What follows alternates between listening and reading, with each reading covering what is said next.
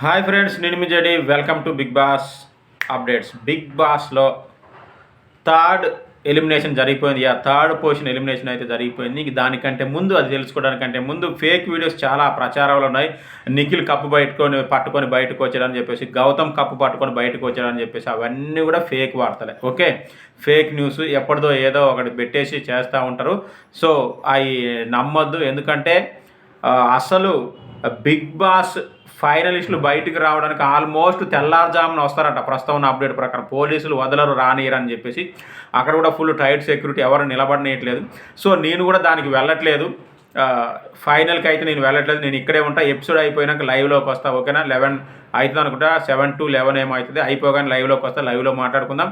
ఇక టాప్ 3 కంటెస్టెంట్గా మాత్రం నబీల్ ఆఫ్రిది ఎలిమినేట్ అయ్యాడట. టాప్ 3 కంటెస్టెంట్గా నబీల్ ఆఫ్రిది ఎలిమినేట్ అయ్యాడు టాప్ 3 పొజిషన్లో. అయితే సూట్ కేసులు గిట్ కేసులు ఎలాంటి ఇదేం జరగలేదని తెలుస్తూ ఉంది ఆయనకి. So anyway, congratulations to Nabeel, Warangal బిడ్డ టాప్ 3 నుంచి ఎలిమినేట్ అయినందుకు. All the best for your future.